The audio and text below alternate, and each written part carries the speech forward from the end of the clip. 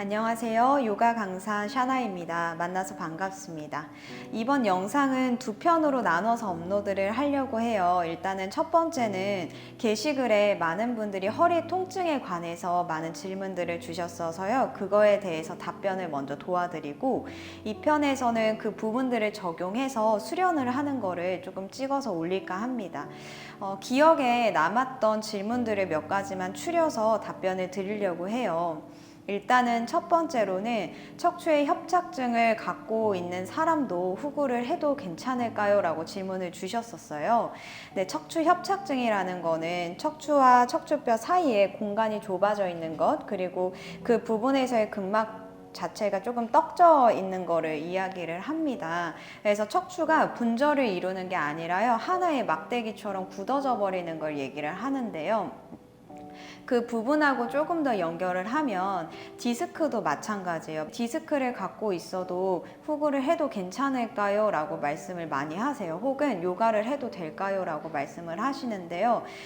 제가 여기에서 조금 더 말씀을 드리고 싶은 거는 척추의 협착증이라던가 측만이 있다거나 또는 디스크가 있는 분들은 필히 후구는 꼭 해주셔야 돼요. 단 방법을 조금 달리 하셔서요.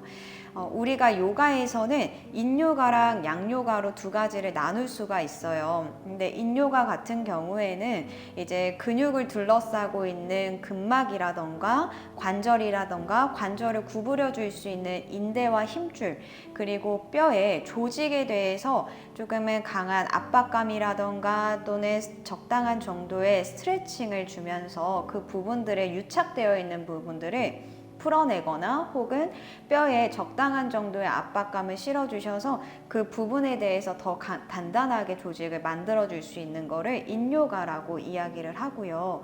양요가 같은 경우에는 우리가 쉽게 접하는 거, 뭐 힐링 요가가 될 수도 있고요, 하타 요가가 될 수도 있고요, 비냐사가 될 수도 있어요. 근육을 쓰는 거를 양요가라고 합니다. 근데 지금 약간의 협착이 있으시거나 혹은 디스크나 허리 통증이 있으시다면요, 인요가 쪽으로 해서 접근을 해주시는 게 좋아요. 우리가 근육이랑 둘러싸고 있는 근막에 대해서 스트레칭을 주려면요, 첫 번째 조건은 어떠한 아사나의 형태를 유지를 하되 거기서 근육의 힘을 다 빼야 되고요, 조금 더 오랜 시간 머물러 있어야 천천히 그 조직들이 부드럽게 스트레칭을 하게 되거든요. 그래서 지금 척추 협착증으로 인해서 그 관절의 가동 범위가 줄어드신 분들이라면 그렇게 근육을 강하게 써서 하는 강한 백밴드보다는요, 아주 부드러운 백밴드에서부터 시작을 하시는 게 좋을 것 같아요. 뭐 예를 들어서 누워서 하는 나비 자세가 될 수도 있고, 혹은 누운 상태에서 두 무릎을 세우고 골반 뒤쪽에다가 폭신한 쿠션이라던가 블럭을 쌓고 다리 자세로 유지를 하시거나, 거기서 조금 더 자극을 원하시면 그렇게 골반 뒤쪽에다가 무언가를 받쳐 놓고요, 두 다리를 쭉 앞쪽으로 뻗어내셔서 힘을 툭 풀어내는 동작으로 인해서 약간의 허리 쪽에서의 압박감을 실어주시는 것도 좋은 방법이 될 것 같아요. 혹은 배대고 엎드린 동작에서는 팔꿈치를 바닥에 두고 아주 가볍게 상체가 일으켜져 있는 정도의 백밴드만 천천히 시작을 해주시며 되려 허리에 건강한 자극을 주실 수 있을 것 같습니다. 이 부분은 제가 디스크에 대해서 한 번 더 얘기를 나눌 건데요. 디스크 같은 경우에는 이제 보통은 전만인 커브를 갖고 있는 요추라던가 경추에 많이 발생을 해요. 그 이유가 뭐냐면, 이제 디스크를 보면은 이제 척추뼈 사이사이에 말캉말캉한 젤리 형태로 섬유가 있는 것을 디스크라고 이야기를 하는데, 이렇게 앞쪽으로 역시자로 모양새가 만들어져 있는 허리 주변이라던가 목 주변 같은 경우에는요, 디스크가 앞쪽 부분이 조금 더 두꺼워요. 그리고 뒤쪽 부분은 살짝 더 얇고요. 그리고 보통 디스크가 일어나지 않는 이 흉추 부분에서는요, 앞뒤쪽에 디스크의 공간이 굉장히 나란하게 쌓여져 있다고 이야기를 합니다. 그래서 우리가 디스크가 발생하는 이유는요, 앞쪽에 넓어져 있어야 하는 그 공간들이 자꾸 좁아짐으로 인해서 뒤쪽에 넓어져 있는 공간으로 그 디스크가 삐져나오는 것을 이야기를 하는데, 디스크도 여러 단계가 있죠. 요즘 현대인분들이 너무 많이 앉아 계시기도 하고 휴대폰이라던가 또는 컴퓨터를 많이 바라보시다 보니까 이제 경추라던가 요추에서는 역시자의 커브를 가져야 되는데 그게 다시 동그랗게 말려서 뒤쪽으로 빠지게 되는 거예요. 그래서 넓어져 있어야 하는 공간은 좁아지고 뒤쪽으로 좁아져 있어야 되는 공간은 넓어지다 보니까 디스크가 뒤쪽으로 빠지게 돼요. 근데 약간 현대인 분들은 살짝의 디스크의 팽윤, 약간 부풀어 오른 정도의 디스크를 갖고 계시다고 합니다. 그 정도는 통증이 일어나지 않고요. 한 조금 더 디스크가 뒤쪽으로 빠져서 신경을 압박하게 되면 이제 우리가 팔저림이라던가 다리 저림이라던가 엉덩이나 허리 주변에 통증이 있는 그 정도의 단계까지 가게 되고 거기서 조금 더 나아가게 되면은 우리가 디스크가 터졌다라고 하죠. 뒤쪽으로 완전히 흘러내려져 있는 그 정도의 단계까지 나눌 수가 있을 것 같아요. 근데 만약에 지금 약간의 저림 증상까지만 있다면 약간의 백밴드는 해주시는 게 되려 도움이 될 것 같고요. 오히려 전구를 조심하셔야 합니다. 전구 같은 경우에도요, 바른 정렬을 가지고 전구를 하면 무리가 되지 않겠지만 전구를 했을 때 등을 이렇게 말아버리고 복부에 힘이 너무 강해져 있는 상태에서 억지로 허리를 뒤로 밀어서 가는 이러한 전구는요, 되려 척추를 더 아프게 만들어내게 되거든요. 쉽게 생각하시면 우리가 무거운 짐을 짊어들 때 허리에 커브를 만들어 놓고 짊어들었을 때는 괜찮은데 보통은 팔의 힘으로나 허리의 힘으로만 들려고 할 때 이렇게 드는 움직임 안에서 보통은 허리를 많이 삐끗하세요. 나이 드신 분들은 더 그러실 거고요.